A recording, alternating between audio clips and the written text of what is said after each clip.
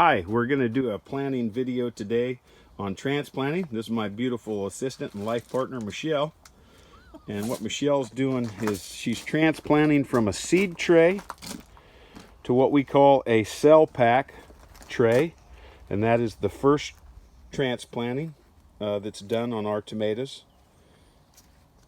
And normally we'll do anywhere from 2 upwards of 4 transplanting, depending on exactly what we're growing.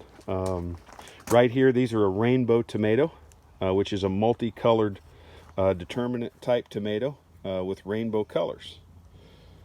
And so Michelle's making a holes with her finger and then just gently poking the root into the potting soil. And we make our own potting soil here. It's a real simple recipe. You're welcome to use it. It's not proprietary.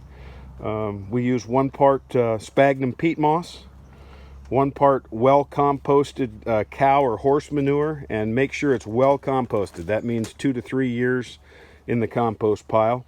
You can substitute that with a fine, light, loamy type soil, or any garden leaf compost that you might have. And then we use 2 parts fine dark fir or hemlock bark dust. I prefer hemlock. All the experts say hemlock is not good for plants, but I don't know. You can look around. They look pretty good to me.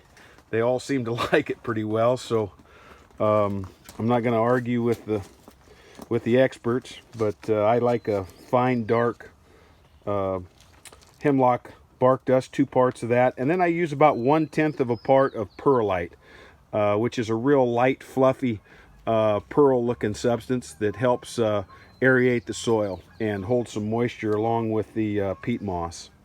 So anyways, you can see Michelle's clipping along here, 50 plants to a tray. Once you get that finished product done, this is what it's going to look like. Okay, and these were transplanted about 2 weeks ago from the seed tray right here. And then the next step is to take the next transplant is from a 50 cell pack into an 18 tray count 4-inch pot. Same thing, you just pop in that seedling into a 4-inch pot, and you can show them the root wad, honey, if you would. See a nice root wad on there. And what happens each time you transplant a tomato plant, and you disturb the roots, it causes top growth. It stimulates the roots to produce more. They think they're dying. So a little bit of stress on these plants, actually, just like pruning fruit trees, causes them to grow and produce even more. So the more you transplant, the better and larger your plants will be. And these are sun gold. And these are a sun gold tomato. And if you notice, each tomato we use, or even on our different vegetables here on the row crop stuff here, the melons and the beans and the corn, each have a different colored tag. And we also like to put the date. We initially sowed the seed on the tag, and then we like to date it on each additional transplant, so we can actually look at a plant at any stage and know when it was sown and when it was transplanted each and every time, right out to the field. Okay, the next step's going to be, if you want to show Michelle what 2 weeks in that cell pack or the 4-inch tray looks like. You want to hold up that 4-inch tray, honey. There you go. There's your difference in your plants right there. Now these are going to go from the 4-inch tray into the gallon.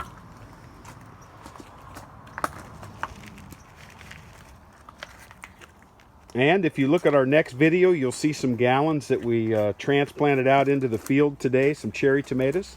And that process took about 6 weeks from sowing the seed to transplanting, every 2 to 3 weeks.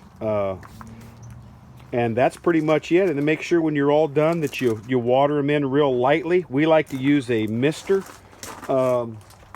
here. And what that mister does is it gives it a real, although it doesn't look like it, gentle, but it's not flooding them. It mists them real nicely, and until they kind of get their bearings and they can stand up straight and tall Then we'll go to a more of a shower type head. Make sure you use a good organic fish emulsion fertilizer or a water soluble 16, 20 fertilizer on your tomatoes and vegetable starts. They really like a balanced fertilizer.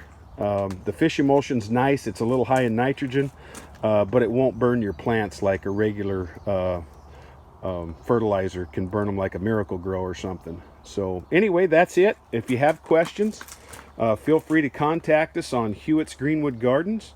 And Michelle's real good to respond back to everybody. If you have any questions or comments, we'd love to hear them. And we thank you, and God bless. Take care.